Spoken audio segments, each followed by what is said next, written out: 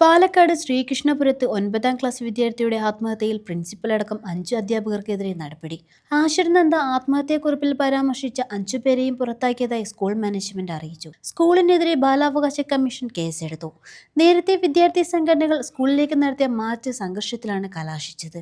വിദ്യാർത്ഥി സംഘടനകളുടെ സാന്നിധ്യത്തിൽ നടന്ന യോഗത്തിൽ വീഴ്ച സംബന്ധിച്ച മാനേജ്മെന്റ് ആത്മഹത്യാക്കുറിപ്പിൽ പരാമർശിച്ച 5 അധ്യാപകർക്കെതിരെയും നടപടിയെടുത്തു.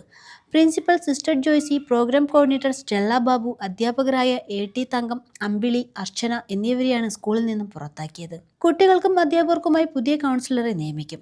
രക്ഷിതാക്കളുടെ പരാതികൾക്ക് ശാശ്വത പരിഹാരം ഉണ്ടാകുമെന്നും മാനേജ്മെന്റ് ഉറപ്പു നൽകി. തിങ്കളാഴ്ച മുതൽ സ്കൂൾ പുനരാരംഭിക്കും. കുറ്റക്കാരായ അധ്യാപകർക്കെതിരെ നിയമ നടപടി ആവശ്യപ്പെട്ടായിരുന്നു AASF മാർച്ച് നടത്തിയത്. PTA യോഗത്തിൽ പങ്കെടുപ്പിക്കണമെന്നാവശ്യപ്പെട്ട് SFI പ്രവർത്തകർ സ്കൂളിലേക്ക് തള്ളിക്കയറാൻ ശ്രമിച്ചതോടെ പോലീസുമായി സംഘർഷമായി. മതിൽ ചാടിക്കടന്ന പ്രവർത്തകർക്ക് നേരെ പോലീസ് ലാത്തി വീശി. ആശിർ നന്ദ സഹപാഠിയുടെ ബുക്കിൽ എഴുതിവെച്ച കുറിപ്പ് സഹപാഠികൾ പോലീസിന് കൈമാറി. സ്കൂളിൽ നിന്നും നിരവധി തവണ അധിക്ഷേപം ഉണ്ടായിട്ടുണ്ടെന്നും വ്യക്തമാക്കി മുൻ അധ്യാപകരും രക്ഷിതാക്കളും രംഗത്തു വന്നിരുന്നു.